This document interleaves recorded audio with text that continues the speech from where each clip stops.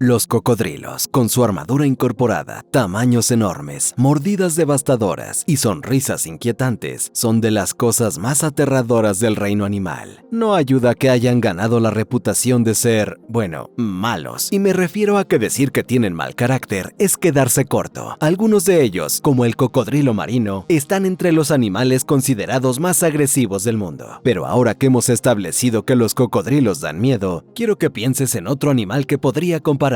Pista. Suena como dun dun dun dun dun dun dun dun dun dun dun. Y en caso de que te preguntes qué diablos son los ruidos que hace, hablaba de los tiburones. Ahora bien, estadísticamente no son tan malos como los cocodrilos, al menos para los humanos, pero vaya que hay tiburones que pueden ser terroríficos. Solo mira esto, o esto, incluso esto. Así que ya captas la idea, y tengo malas noticias para ti, porque estas dos pesadillas incluso pueden encontrarse nadando juntas, y en un país incluso puedes verlos juntos devorando una ballena. Sí, gracias Australia. Así que obviamente no es lo mejor, pero podría ser peor. ¿Y cómo? Quizá te preguntes. Pues a diferencia de los tigres y leones, no tenemos que preocuparnos de que ambos se junten y creen algún híbrido raro. Solo las mandíbulas de un tiburón son bastante aterradoras. Así que imagina si hubiese sido un crocotiburón. No, gracias. Por fortuna, ninguna fusión así existe en ninguna parte. Pero, y es un gran pero, hace mucho tiempo algo así existió.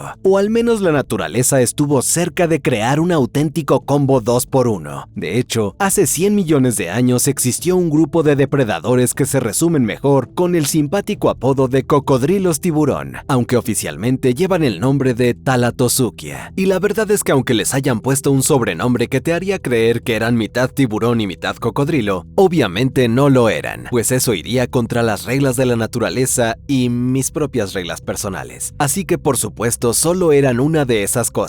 En este caso, la última. Los thalattosuchios son hoy clasificados como un clado antiguo de cocodrilomorfos que surgieron a principios del Jurásico y que a pesar de no ser cocodrilos en el sentido moderno, eran primos lejanos de los mismos que vemos hoy. Naturalmente, no fueron el único grupo de cocodrilomorfos ancestrales, pero sí fueron los que, para desgracia del resto del planeta, decidieron aventurarse en ambientes marinos más de lo normal, desencadenando un viaje evolutivo único en el que muchos acabaron convirtiéndose en depredadores marinos completamente acuáticos que se expandieron durante el Jurásico, disfrutando de las cálidas aguas tropicales entonces más abundantes. Y en esas aguas ya infernales, muchos se convirtieron además en superdepredadores, desempeñando papeles similares a los de los tiburones actuales. Pero seamos honestos, nadar mucho en el océano es una razón bastante floja para que alguien lo llame cocodrilo tiburón. Y me imagino que esperabas algo un poco más tiburonil que esto. Sin embargo, antes de que lances tu dispositivo por la ventana, hay algo que debes saber. No todos los thalattosuchios eran literalmente cocodrilos tiburón. Algunos solo cumplían con la parte de drilo del apodo. Esto se debe principalmente a una gran división dentro de este clado,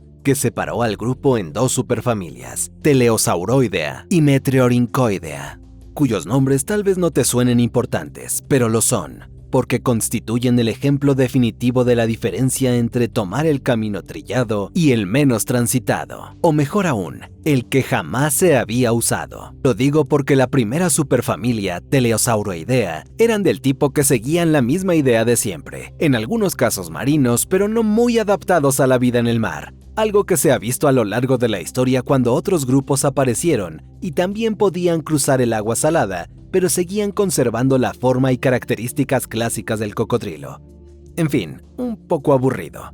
No obstante, eso no quiere decir que estos tipos no pudieran ser interesantes o intimidantes, porque llegaron a ser grandísimos. Ahí está el Maquimosaurus, el teleosáurido por excelencia, y el cocodrilo jurásico más grande que conocemos, que medía tanto como 2 jirafas hembra medianas una encima de la otra, y pesaba más de 3 toneladas. Increíble. Y por supuesto, tenía mandíbulas a juego, con dientes diseñados especialmente para agarrar y aplastar presas grandes, principalmente pobres tortugas, pero de vez en cuando parece que también mordían dinosaurios. ya que huesos de saurópodos hallados en una formación muestran señales de haber sido masticadas por Maquimosaurus, posible evidencia de que incluso los animales terrestres más grandes del mundo no podían ir a la playa sin preocuparse por sus mandíbulas. La verdad, sin embargo, es que el Maquimosaurus no es lo que estamos buscando, ni ningún otro teleosáurido, porque los auténticos cocodrilo tiburón eran los Metriorhynchoidea, un grupo que decidió básicamente tirar el libro de la evolución por la ventana y emprender el viaje que ningún otro cocodrilo había hecho ni ha hecho desde entonces, convirtiéndose en criaturas hiperadaptadas al agua. De hecho, de todos los arcosaurios, o sea, aves, cocodrilomorfos y dinosaurios no avianos, fueron por mucho los mejores adaptados al agua, llegando prácticamente al punto de dejar de parecer cocodrilos. Y esta transformación no fue algo que pasara de un verano a otro, sino que ocurrió de manera gradual durante millones de años, pero comenzó bastante temprano con la división que se produjo hace unos 180 millones de años, impulsada por el aumento de los niveles del mar, el incremento de las temperaturas y la escasez de tiburones que ocuparan la cadena alimenticia en ese momento, lo que permitió que los ancestros de los cocodrilos tomaran los mares y ocuparan su lugar, sobre todo alrededor de una cadena de islas que acabarían formando Europa, no exactamente donde esperarías encontrar cocodrilos marinos. Fue allí donde esta familia dio su salto evolutivo. Comenzó con las colas, que poco a poco pasaron de tener extremos redondeados a poseer aletas caudales similares a las de los tiburones, aumentando la superficie y proporcionando más impulso cada vez que golpeaban el agua. Mientras tanto, sus patas perdieron musculatura y se estiraron, incrementando una vez más la superficie, y en algunos casos transformándose por completo en aletas, algo inédito entre los arcosaurios. Y luego, en otra sorpresa, también perdieron algo que generalmente consideramos sagrado en los cocodrilos, su armadura, es decir, los osteodermos y escamas. Este grupo, tal vez inspirado por sus colegas coetáneos, los ictiosaurios y plesiosaurios, evolucionó en una piel lisa sin escamas. Esto puede parecer un paso en la dirección equivocada, tirando a la basura una armadura bastante útil, pero su nueva piel tenía la ventaja de ofrecer menos resistencia al agua, y a veces en el océano es mejor la velocidad que la defensa,